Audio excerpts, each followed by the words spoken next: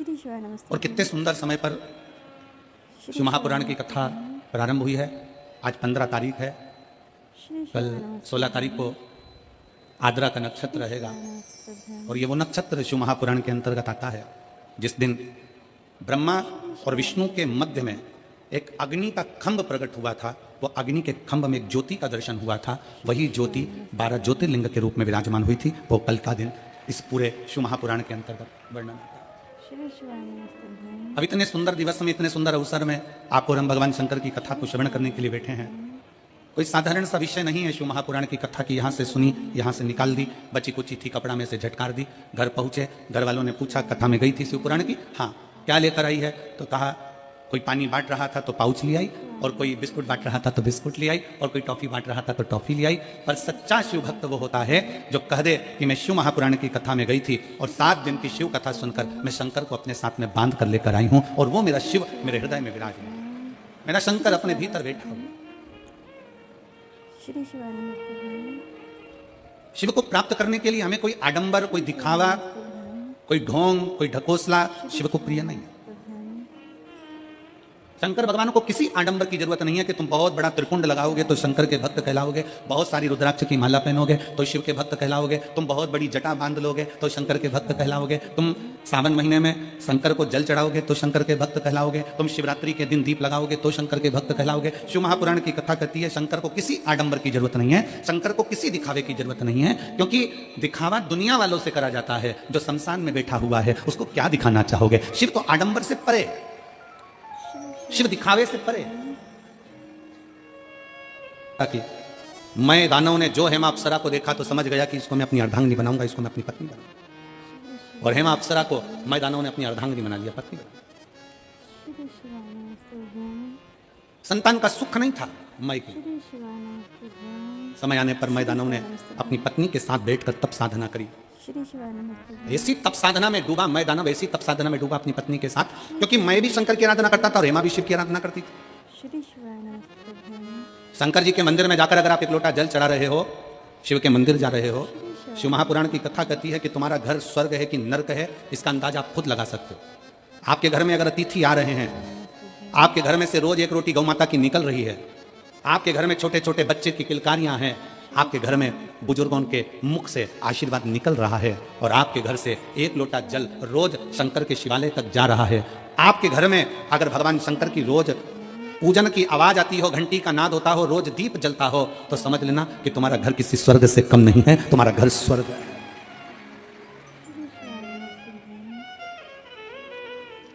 लिंग पुराण के अंतर्गत लिखा, लिंग पुराण में वर्णन किया गया कि जिसके घर का एक लोटा जल अगर शिवालय तक जाता है, लिंग पुराण कहती है जिसके घर का एक लोटा जल शंकर के मंदिर तक जाता है, उस घर के दरवाजे पर स्वयं 33 कोटि देवता उसके चौखट पर खड़े होकर उसके घर की रक्षा करते हैं। वो शंकर का घर होता है, वो शिव का घर है।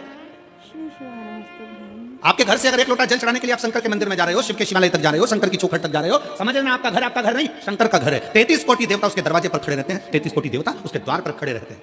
शिव का द्वार है, शंकर का द्वार।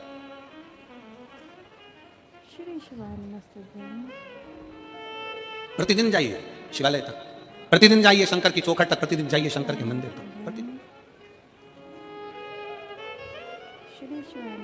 मैं दानव हेमा के साथ में बैठकर तप साधना में लीन हो गए। उसी समय पर एक मधुरा नाम की एक अप्सरा हुई।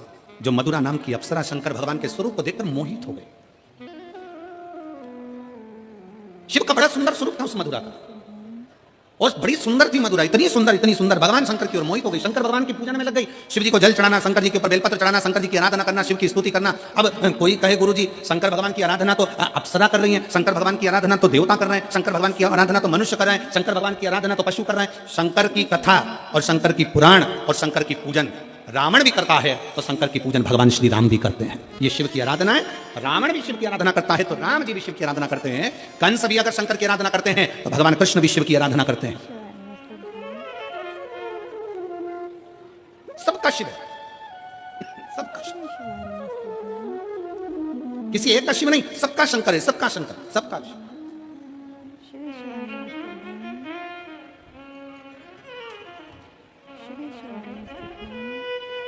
और महाराज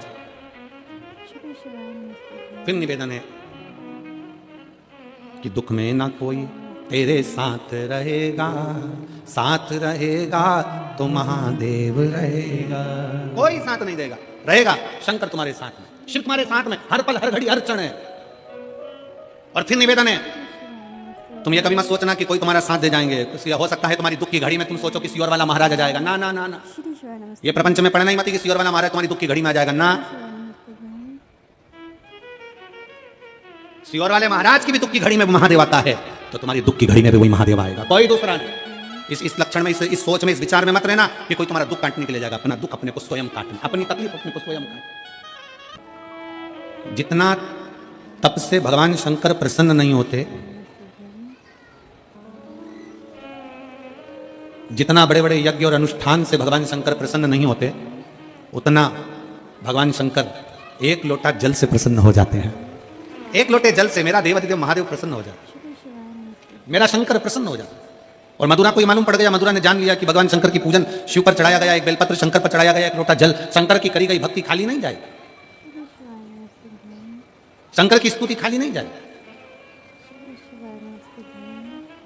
और बहुत जरूरी है, जितने लाखों की संख्या में आप लोग बैठे हुए हो, रास्ता चैनल पर जितने लोग कथा सुन रहे हैं, फेसबुक पर जो लोग सुन रहे हैं, और इस पवित्र मेरठ की भूमि पर जितने शिव भक्त इस कथा को सुन रहे हैं, वो अपने अंदर एक बात उतार लेना, तुम अगर धर्म की रक्षा कर रहे हो, तुम धर्म के पथ पर आगे बढ़ रहे हो, और तुम अगर धर्म को ज्ञात कर कर धर्म की रक्षा में लगे हो, तो एक दिन वही धर्म तुम्हारी भी रक्षा करेगा और तुमको भी बचाने का प्रयास करेगा। आज चारों तरफ उपद्रवी लोग सनातन धर्म को नीचे दबाने का प्रयास कर रहे हैं। आज के जमाने में सनातन धर्म को नीचे की ओर ले जाया जा रहा है। भगवान की निंदा करना, शंकर जी पर दूध क्यों चढ़ा रहे हो, शंकर जी की आराधना क्यों कर रहे हो, देवी जी पे चुनर क्यों चढ़ा रहे हो, देवी जी की आराधना क्यों कर रहे हो, क्यों शंकर जी की पूजन करते हो, क्यों देवताओं की पूजन करते हो। दुनिया के लोगों ने एक लक्ष्य बना रखा है कि सनातन धर्म के देवताओं को बदनाम किया जाए, सनातन धर्म के देवताओं के लिए अपशब्द कहा जाए, और जब ये सनातन धर्म से हट जाए तो हमारे अपने धर्म में इनको ले लिया जाए और इनके अपने धर्म में विराजमान कर कर इनको भी धर्म भ्रष्ट कर दिया जाए। पर मेरठ वासियों और मेरठ की मेरी जीजियों, चिंता विषय नहीं है। चिंता इस बात की करना है कि आपके और हमारे बच्चे संस्कारों से विहीन तो नहीं है।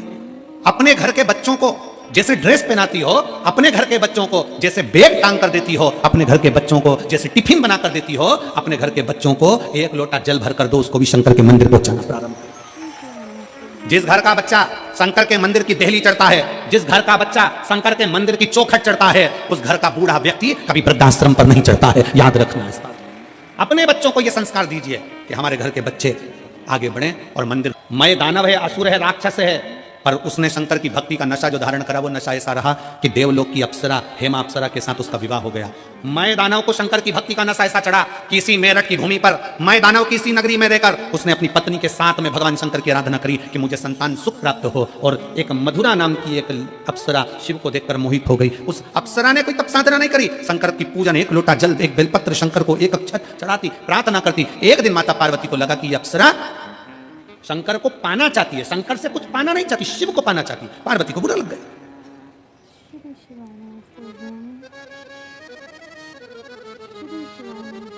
कितने असुर, कितनी चतुर थी। रामचरितमानस की युद्ध का क्रम प्रारंभ करने वाली वो एक रावण की बहन, क्या नाम था, जम के बोलो जरा, शूर्पणखा, कितनी समझदार थी। उसके बराबर विद्वान दुनिया में कोई नहीं हो सकता। शूर्पणखा के बराबर कोई विद्वान नहीं हो सकता। जो शूर्पणखा राक्षस की बहन, असुर की बहन, वो शूर्पणखा भी राम जी के पास जाकर कहती है, तुम सम पुरुष न मो सम नारी, तुम्हारे जैसा पुरुष नहीं है, मेरे जैसी स्त्री नहीं है। पूछा राम जी ने, क्या चाहती हो?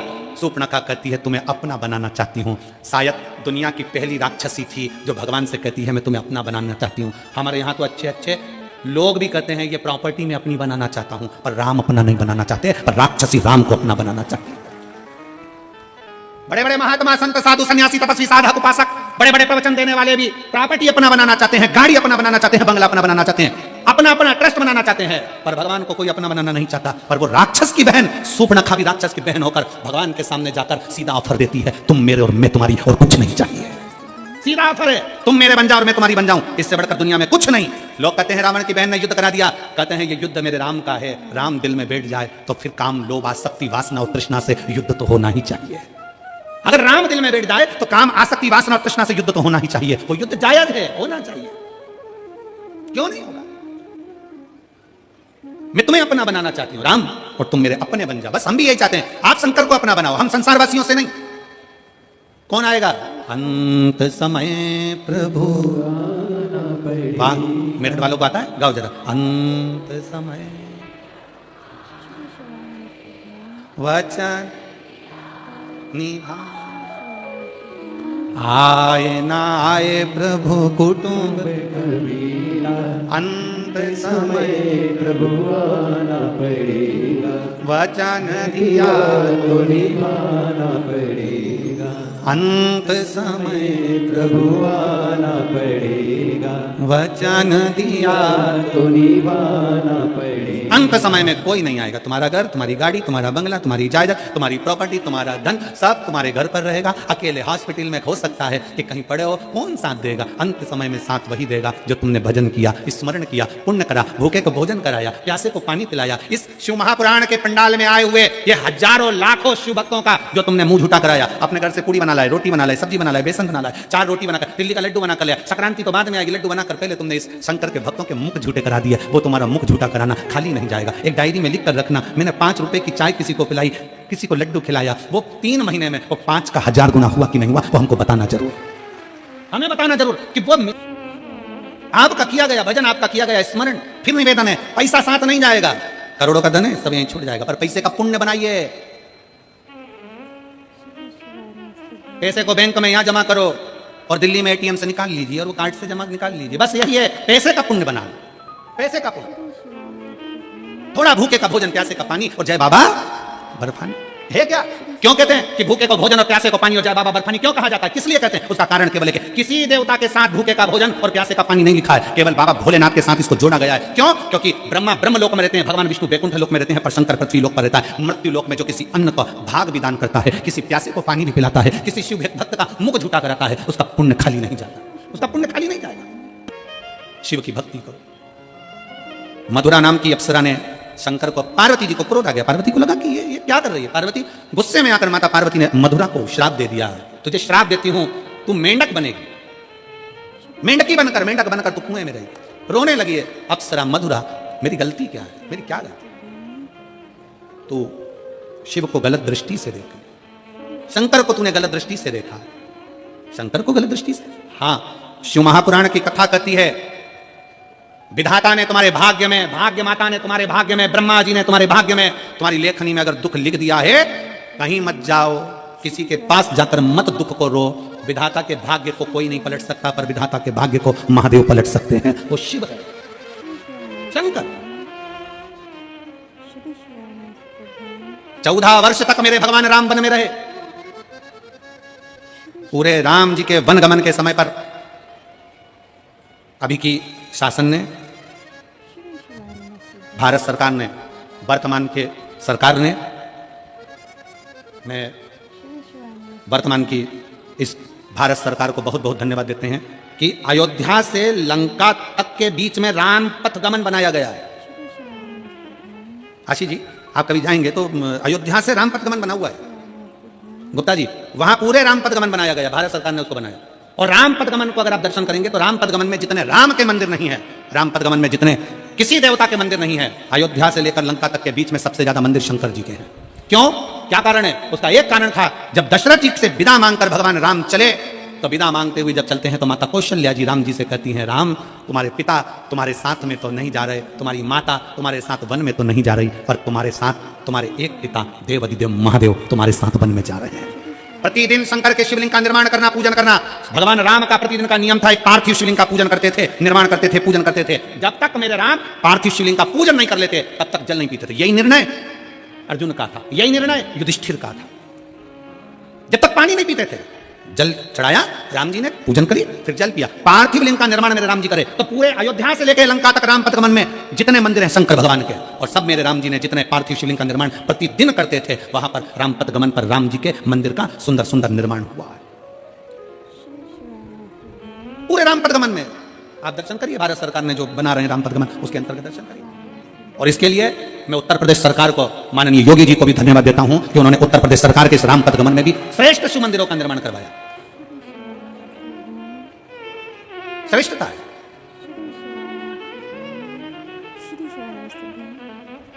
शिव को पहचानना, शंकर को जानना जरूर। जो शंकर करते उसको पहचान। मधुरा को श्राप दे दिया माता पार्वती ने, मैं तुझे श्राप देती हूँ, तू मेंढक बनेगा, 12 साल तक तू मेंढक बनकर रहेगी। हार गई, अंत में नयन से जल बहने लगा उस अप्सरा के। तब भगवान शंकर पार्वती को समझाए, पार्वती वो मेरी पूजन कर रही थी, तूने श्राप दे दिया। वो तुम्हें गलत विचार से पूजन कर रही थी। गलत सोच, गलत विचार, गलत दृष्टि, गलत तरीका ये व्यक्ति को बर्बाद कर देता। फिर निवेदन है, भगवान से नहीं डरना, मत डरो, धर्म से नहीं डरना, मत डरो, वेद पुराण से नहीं डरना, मत डरो, शास्त्रों से नहीं डरना, मत डरो, घर के बुजुर्गों से नहीं डरना, मत डरो, अपने बड़ों से नहीं डरना, मत डरो, किसी बाबा जोगी से नहीं डरना, मत डरो, किसी तपस्वी से नहीं डरना, मत डरो, किसी महाराज से नहीं डरना, मत डरो। और शिव महापुराण की कथा कहती है अपने कर्म से जरूर डरना, क्योंकि कर्म का भोग तो परमात्मा को भी भोगना पड़ता है। कर्म का भोग तो परमात्मा को भी भोगना पड़ता है। भगवान राम ने छुप कर बाण मारा था बाली को, उस बाली ने छुप कर बाण मारा कृष्ण अवतार में, भगवान कृष्ण के चरण में। हिसाब बराबर हुआ। कर्म का भोग तो भोगना पड़ता है, भोगना।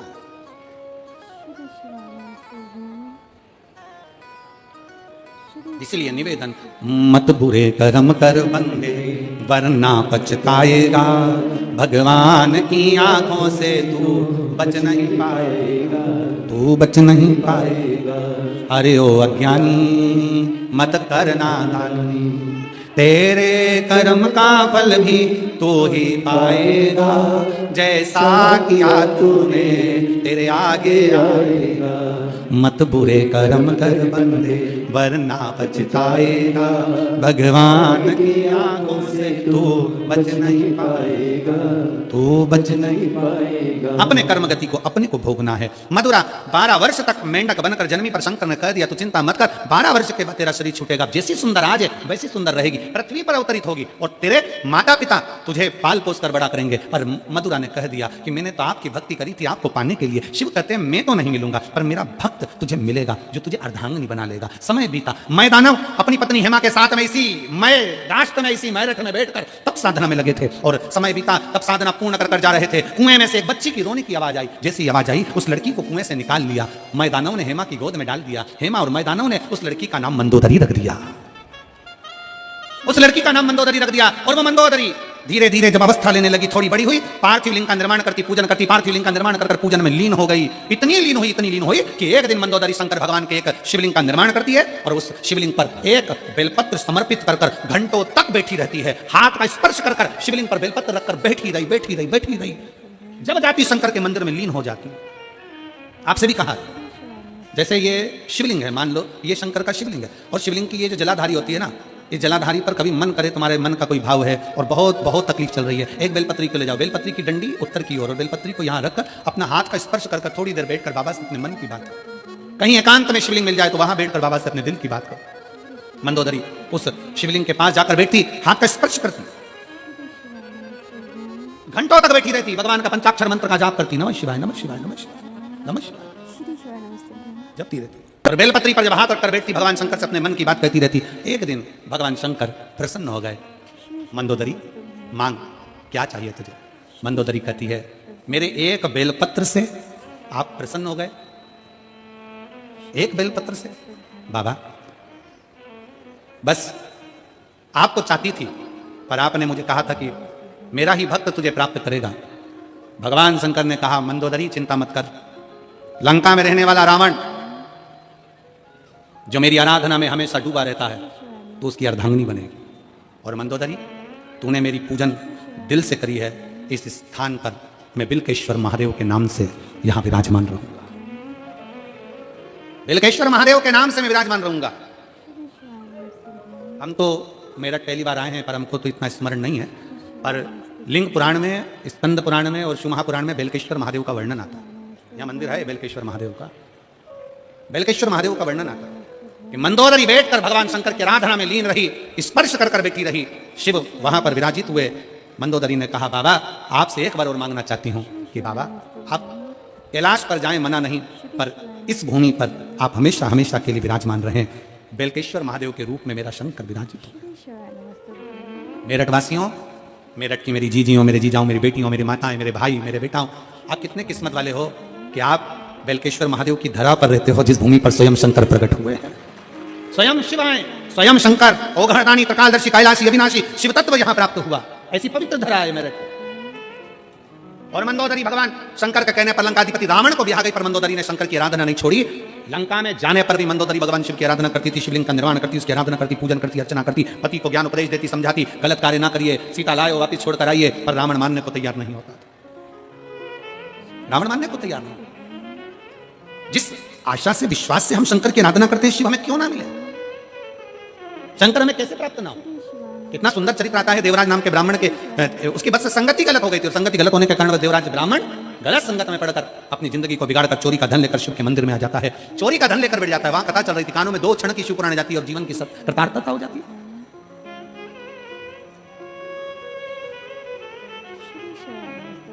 अभी सिरपुर महाराष्ट्र में कथा थी, हम जहां ठहरे थे तो आशीष हमसे पूछा, गुरुजी ये कितने, ये लोगों का जहां अपन ठहरे हैं इनका कोई भाग्य माग्य लिखा होता है? हम आशीष से कहे, आशीष जिसके घर का दाना पानी बाबा ने लिखा है और जिसके घर में बाबा का भजन होना लिखा है, उतने दिन वहां रहकर ना जाने कौन से पुण्य यजमान करता होगा, ना जाने कौन सा भाग्य लिखा कर लाता होगा कि जिसके घर में रहकर 7 दिन 5 दिन शंकर जी की अखंड माला जाप, क्योंकि हम किसी से मिलते नहीं। ये यजमान परिवार हो चाहे टीवी चैनल वाले सब जानते हैं कि हम 4 दिन कथा के किसी से नहीं मिलते। हमारा जाप श्री शिवाय नमस्तुभ्यम, अपना कमरा, बाबा का भजन, और जो घर में भोजन बन जाए 2 रोटी बाबा की पाओ, शंकर की स्तुति करो और भगवान के गुणगान। किसी से मिलना ना जुड़ना।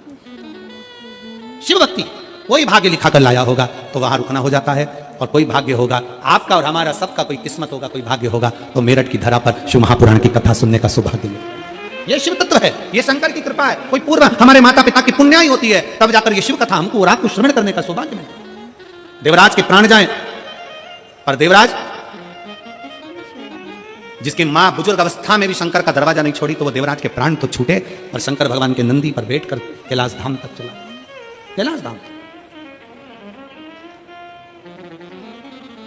कोई जल्दी बनता है, कोई लेट बनता है, पर शंकर को जल चढ़ाने वाला एक दिन सेठ जरूर बनता है। थोड़ा समय लग सकता है, फाइल मोटी है, पढ़ने में समय लगेगा, दुख है कटने में समय लगेगा, तकलीफ है, थोड़ा समय लग सकता है। एक बेटी ने पत्र में लिखा कि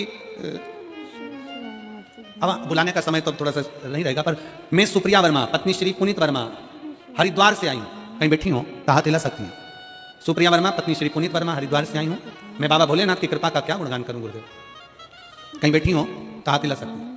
गुरुदेव मैं क्या वर्णन करूं, मेरी शादी को कई साल निकल गए थे, 1 2 साल 3 साल 4 साल 5 साल 6 साल 7 साल 8 साल इंतजार करा, पर संतान का सुख नहीं। डॉक्टरों को दिखाया, पर डॉक्टरों के यहां से भी डॉक्टर ने कह दिया कि तुम्हें औलाद नहीं हो सकती। तब आखिरी में शिव महापुराण की कथा सुनना प्रारंभ करी, सफेद आंकड़े की जड़ का प्रयोग किया, और बाबा की ऐसी कृपा हुई कि बाबा ने 3 महीने के अंदर मेरा गर्भ ठहरा दिया। और बाबा की कृपा से 8 मार्च 2024 को शिवरात्रि वाले दिन हमारे घर में एक कन्या ने जन्म लिया। मैं बाबा को यहाँ प्रणाम करने के लिए आई। कहीं बैठी है क्या? हाथ हिलाओ जरा। बच्चा आया है के साथ में? आया है? हाँ, लिया लिया लिया लिया लिया लिया। शिव कृपा इसी को कहते हैं। भगवान शंकर की अविरल भक्ति साधारण नहीं हो सकती, शिव की स्तुति साधारण नहीं हो सकती। आपका विश्वास पूर्ण हो। एक बिंदु नाम का ब्राह्मण पानी में डूब कर मर जाता है, जो कि गलत कृत्य में डूबा हुआ था, चोरी आदि कर्म करता है और पानी में डूब कर मर जाता है। जब पानी में डूब कर मरा तो प्रेत की योनि में पड़ जाता है। प्रेत योनि से कैसे छूटे, तो उसकी पत्नी चंचुला देवी काशी में जाती है, और काशी में उसका पांव फिसल जाता है, वो भी प्राण छोड़कर भगवान शंकर के अर्धांगिनी माता पार्वती जी की सखी बन जाती है, पार्वती जी की सहेली बन जाती है। पार्वती जी ने पूछा क्या चाहिए तुझको? मेरा पति प्रेत योनि में पड़ा है, उसकी मुक्ति का कोई साधन नहीं है, जा शिव महापुराण की कथा करने का भाव उत्पन्न कर। किससे कराऊं? देवर्षि नारद तो एक जगह बैठ नहीं सकते, उनको तो श्राप लगा होता है। शिव महापुराण का सबसे बड़ा नियम है, कथा प्रारंभ हो उसके पहले जाकर बैठो, कथा विराम हो, आरती हो, उसके बाद उठो। जब उठो आरती के समय पर जब खड़े हो, भूमि को प्रणाम कर कर, बाबा को निवेदन कर कर, अपने दिल से बाबा से प्रार्थना कर कर, फिर आरती का आनंद लेकर फिर अपने घर की ओर जाओ। कई लोगों की कथाएं होती हैं, कई कथाओं में लोग जैसे ही 4 बजने वाला हो उसके 5-10 मिनट पहले जाने की तैयारी कर ले। अब इतना पैसा खर्च कर आए हो, 50-100 रुपए लगा कर ऑटो का आए हो, गाड़ी का डीजल पेट्रोल लगा कर आए हो, तो बाबा का आरती का क्रम कर कर, उसको प्रणाम कर कर, नमन कर कर, उसको अपने मन की बात कहकर फिर जाना चाहिए। शिव तत्व इसलिए शिव महापुराण का नियम है, शंकर की कथा से जब तक आरती ना हो तब तक लोग नहीं उठते, भगवान शंकर की कथा में रमे रहते, प्रार्थना करते रहते। और मैंने तेरे ही भरोसे बाबा, तेरे ही भरोसे हवा बिच उड़ती जावांगी, बाबा डोर तो छड़ी ना। मैं में कटी कटी जावांगी भोले मैं तेरी पतंग शंभू में मैं तेरी पतंग हवा बिच उड़ती जावांगी बाबा डोर हत्तो छड़ी ना मैं कटी जावांगी भोले में मैं तेरी पतंग। चंचुला देवी ने तुमरुका जी से विनय कर कर शिव महापुराण की कथा सुनी। शंकर और माता पार्वती भगवान ओगरदानी मेरे शिव मेरे ओगरनाथ मेरे शंकर माता पार्वती जी के साथ ईश्वर जी और गोरा जी बनकर गणा और गौर बनकर जो गणगौर की पूजन होती है वो गणा और गौर कोई दूसरे नहीं शंकर और पार्वती कथा सुनने के लिए गए थे। 16 दिन तक श्रृंगार कर कर 16 दिन का खूब श्रृंगार कर कर भगवान शंकर पार्वती उस कथा का रसतत्व ग्रहण करने गए थे। ऐसे ईश्वर जी गोरा जी आ रहे हैं। जोरदार ताली बजाकर साधुवाद करें। ईश्वर जी गोरा जी पधार रहे हैं सुंदर शिव महापुराण की कथा श्रवण करने के लिए। आज कथा का प्रथम दिवस यहाँ विराम ले रहा है। कल कथा फिर दोपहर में 1 बजे से 4 बजे तक कथा का रसतत्व ग्रहण करेंगे आप और हम।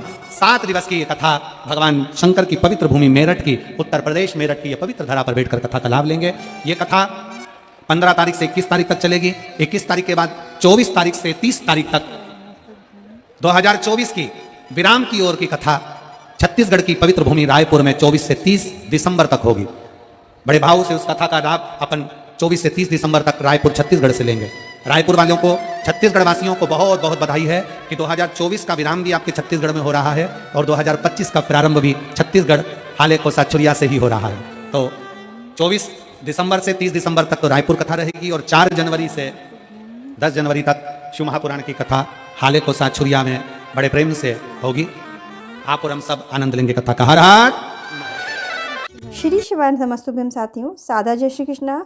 साथियों, आज की वीडियो अगर आपको पसंद आई हो, उपयोगी लगी हो, लाभदायक लगी हो तो प्लीज़ वीडियो को लाइक कीजिएगा और ज़्यादा से ज़्यादा लोगों के साथ में इसे शेयर कीजिएगा, जिससे गुरुदेव द्वारा सुनाई गई इस कथा का लाभ सभी को मिल सके और उसका पुण्य फल आपको भी प्राप्त हो। इसी के साथ एक अनुरोध और भी है हमारा आपसे कि गुरुदेव की जो संपूर्ण कथा 3 घंटे की होती है, किसी भी कारणवश अगर आप नहीं सुन पाते हैं तो हमारे चैनल को सब्सक्राइब कर लीजिए और बेल आइकन को हिट कर लीजिए, क्योंकि हमारा प्रयास होता है कि गुरुदेव की संपूर्ण कथा को ध्यानपूर्वक श्रवण करें और उसकी हर एक विशेष बात को एक छोटी सी वीडियो के माध्यम से आप तक पहुंचाएं। और साथ ही साथ हम बताते हैं गुरुदेव द्वारा बताए गए शिव महापुराण के सभी उपाय, नियम और सभी विशेष बातें जो हमारे जीवन को सरल, सार्थक और सुखी बनाती हैं। और उपाय जो भी होते हैं, हमारा प्रयास होता है कि हम सभी उपाय आपको करके दिखाएं। तो चैनल को सब्सक्राइब कर लीजिएगा और बेल आइकन को हिट कर लीजिएगा, जिससे जब भी हम वीडियो डालें तब आपको वीडियो का नोटिफिकेशन सबसे पहले मिल सके और वीडियो आपसे स्किप ना हो।